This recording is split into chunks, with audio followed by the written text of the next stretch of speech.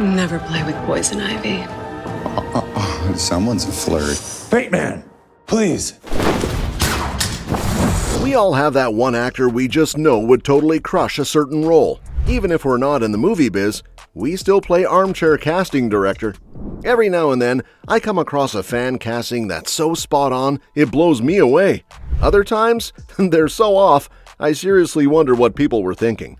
So here's a quick list of fan casting I'm obsessed with.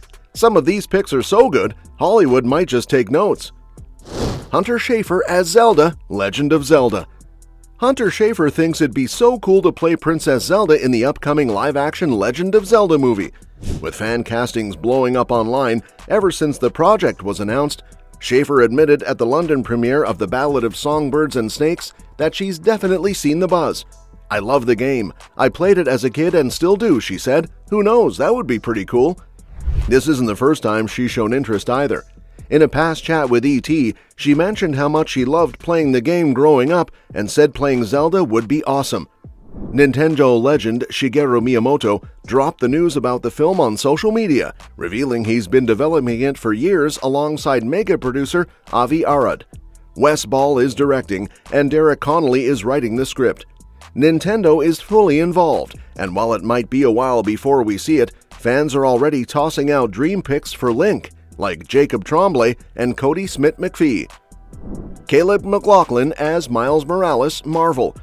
Honestly, Caleb McLaughlin feels like the no-brainer choice for live-action Miles Morales. People have been bringing up his name for years, and it just makes sense. We've literally watched him grow up since Stranger Things started, and now that the final season is wrapping up and the cast is moving on from Hawkins, it feels like perfect timing for him to step into something big, like the MCU. At 23, he could still totally pull off a teen Miles, and more importantly, the guy's got range. Beyond Stranger Things, he's shown real depth in films like High Flying Bird and Concrete Cowboy. He can balance emotion, action, and that classic Miles charm. Dallas Dupri Young as Miles Morales. If you've been keeping up with Cobra Kai on Netflix, you know Dallas Dupri Young came in strong. His character Kenny quickly became a standout, bringing some of the show's best fight scenes and a really emotional arc centered on strength, growth, and forgiveness. He's definitely left his mark. Now, when it comes to fan casting for Miles Morales, Dallas is a solid contender. Playing Miles isn't just about acting chops, it's about physicality too. He's got to be agile, quick, and convincing as a superhero. And thanks to his background on Cobra Kai, Young already has the movement and fight skills down. That gives him a major edge. He's also no stranger to TV, with appearances in Mixed-ish, The Mayor, and more, showing he can switch between drama and comedy with ease. So yeah, he's got range, energy, and physicality, all things that make him a great fit for Miles. Lily Reinhardt as Elena Fisher, Uncharted. One of the biggest letdowns for fans of the Uncharted games was the absence of Elena Fisher in the first movie. Bringing her into Uncharted 2 would definitely be a smart move. Elena's basically the female counterpart to Nathan Drake, smart, witty, adventurous, but she also brings a more grounded, compassionate vibe that balances out Drake's recklessness. Lily Reinhardt feels like a strong pick for the role. She's already shown her range as Betty Cooper in Riverdale, blending toughness with vulnerability, and she definitely has the right look for Elena. More importantly, she could easily keep up with Tom Holland's quick banter and energy, which could make for some great on-screen chemistry and comedic back and forth. It'd be fun to watch how their dynamic evolves, especially if the story leans into the classic opposites attract tension from the games. Matt Damon as Two-Face, DC. DC is still kicking and is still rocking, so there's a chance Matt Damon could show up in a DC movie too. Yeah, he's a bit past the Robin stage, but there's definitely a solid role or two out there for him to really dig into. Some fans think he'd be a great fit for Harvey Dent, aka Two-Face. Funny enough, Damon was actually in the mix for that role back in The Dark Knight. He told MTV News he couldn't do it because of a scheduling conflict. He never got to talk to Christopher Nolan about it, even though he's a big fan. So maybe now's his moment? Jake Gyllenhaal as Rafe, Uncharted. Jake Gyllenhaal stepping into the role of Rafe Adler in an Uncharted sequel just makes sense. Not only do the two look strikingly similar, so much so that fans have even speculated Rafe's design was inspired by Gyllenhaal, but the actor's filmography practically lines up with the character. Rafe's hot-headed, self-centered nature, Gyllenhaal's nailed those vibes in movies like Prisoners and Nightcrawler. And if you look at his performance as Mysterio in Spider-Man No Way Home, you can totally see the blueprint for a charming villain who flips the switch when it matters most. If Rafe were introduced in a sequel, it'd be easy to picture Gyllenhaal bringing all the charisma up front, only to eventually betray Tom Holland's Nathan Drake in a major twist, especially if they built up the partnership over a few movies first. It plays right into his strength of portraying characters who are equal parts likable and dangerous.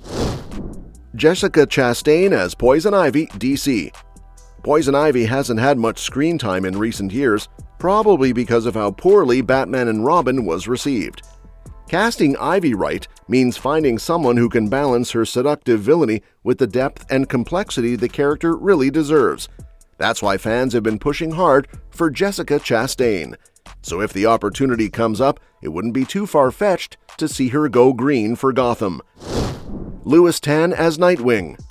After Chris McKay was announced as the director for Nightwing, fans immediately started speculating about who could play Dick Grayson. One of the standout fan favorites? Lewis Tan. With roles in Into the Badlands and Iron Fist, he's already shown he can handle intense action and bring serious charisma to the screen. Adding to the buzz, Tan revealed he'd recently had some conversations with DC. When asked about it during an interview with That Hashtag Show, he confirmed Nightwing came up, saying, "There were a lot of different talks, and Nightwing was one of those that were mentioned, so we'll see." Naturally, that only got fans even more hyped. Jensen Ackles as Batman. Jensen Ackles has absolutely proven his superhero credentials. He's voiced Red Hood in Batman Under the Red Hood, and even stepped into the animated Batsuit himself in DC's Tomorrowverse. And let's not forget his live-action turn as Soldier Boy in The Boys, where he delivered a gritty, commanding performance that felt right at home in a dark superhero universe. Ackles has made it no secret that he wants to play Batman in live action, and with James Gunn's new DCU aiming to cast actors who can voice and perform their roles across all media, he checks every box. He's got the voice, the presence, and the fan support. Plus, Gunn has officially said there's no Brave and the Bold script yet, but he hasn't ruled Ackles out either. So the Bat door is still wide open. Dominik West as Norman Osborn. Dominik West would be a bold and compelling choice for Norman Osborn. He's already proven he can play intense, morally complex characters with a sinister edge. His turn as Jigsaw in Punisher Warzone was brutal, and his work in The Wire and The Affair showed off his range in drama.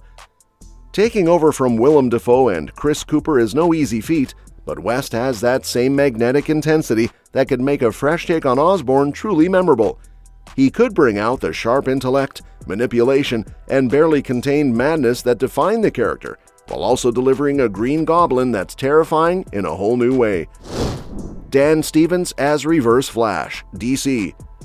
Dan Stevens as Eobard Thawne would be a brilliant pick. His performance in Legion showed just how well he can embody an unstable character, exactly what you need for someone as twisted and calculating as the Reverse Flash. Stevens brings a mix of charm, menace, and unpredictability that could make Thawne a standout villain. Plus, with Legion behind him, there's nothing tying him down. He's free to dive into a new universe, and Thawne's obsession with Barry Allen, combined with his sinister charisma, would give Stevens a ton to work with. He could easily go toe-to-toe with whoever ends up as the cinematic Flash. Holt McCall as Sandman. Spider-Man 3 might not be anyone's favorite, but let's be honest, Thomas Hayden Church did a solid job as Sandman. A lot of fans would love to see the character get a proper comeback in a better movie that dives deeper into his story. Enter Holt McCall. If you've seen him as Bill Tench in Mindhunter, you know the guy's got serious screen presence. Some fans think he'd be a great pick to take on the role of Sandman next. He's already had a tiny superhero cameo in Justice League as that random burglar Batman uses to lure a parademon, but let's face it, he deserves a way meatier role. Ray Leota as Hammerhead. As the MCU dives deeper into its massive universe, we're definitely going to see more of those fan-favorite lesser-known villains make their way to the big screen. Spider-Man has one of the best rogues galleries, so expect to see more of his enemies, like Hammerhead, pop up soon. Ray Leota might not be in the spotlight as much lately since he recently passed away, but we'll always remember his unforgettable performance as Henry Hill in Goodfellas.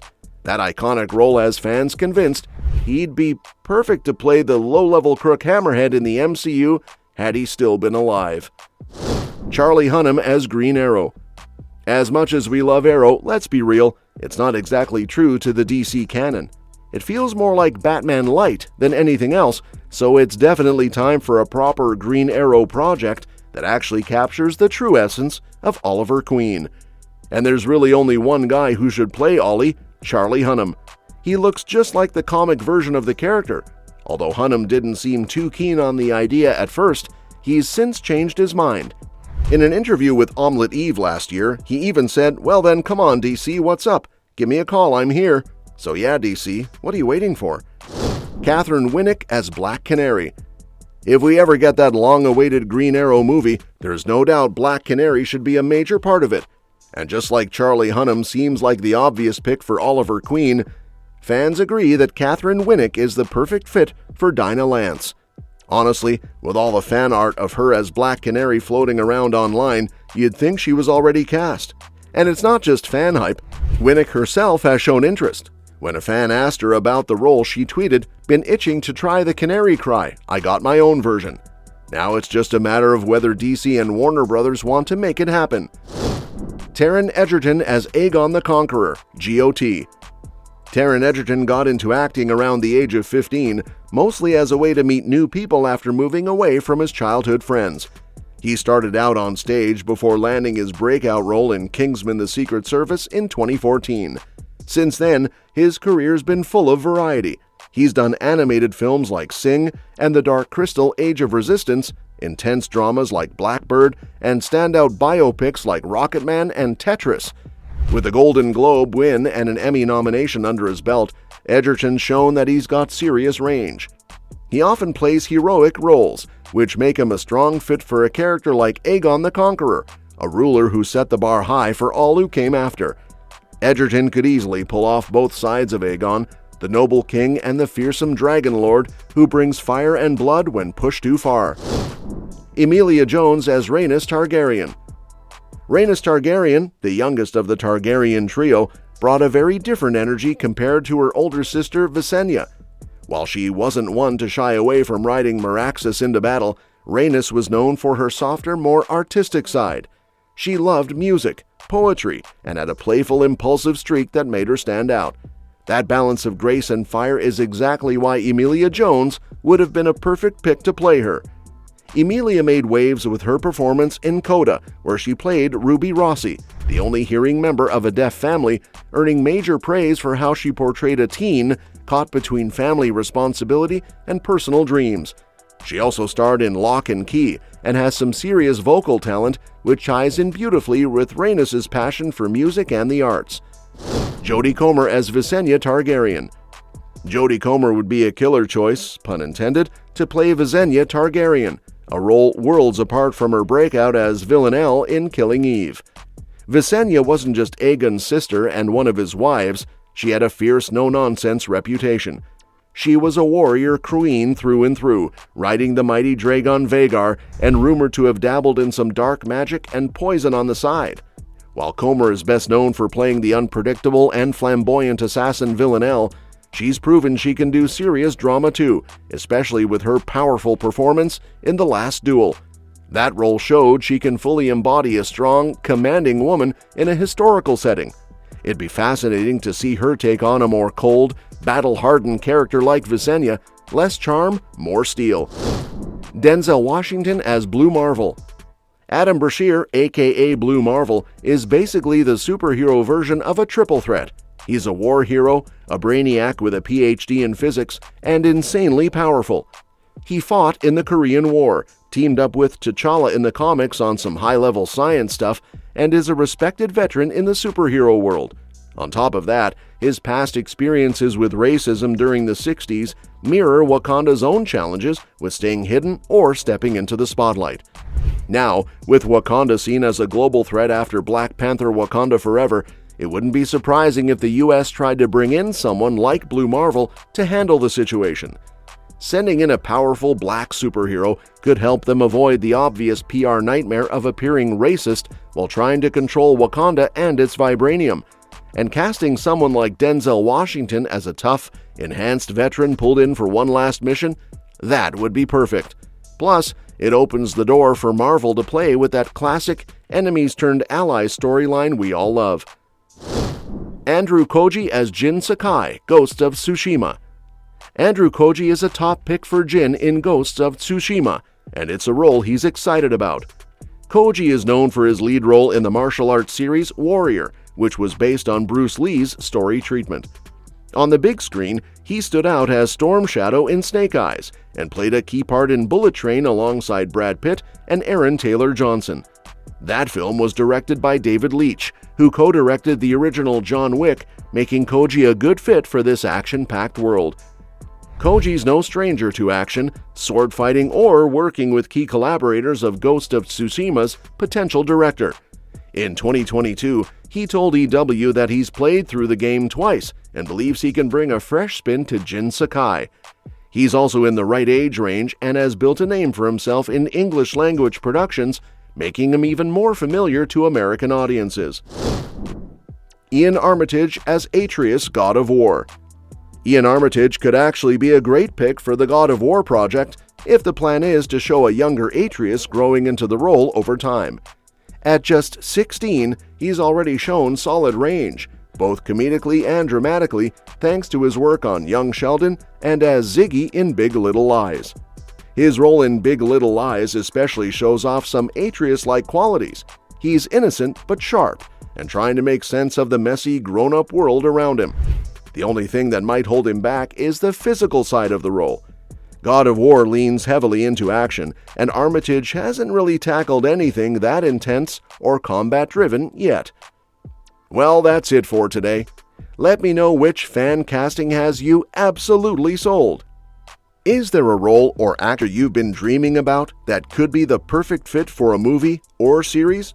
Let me know your thoughts in the comments.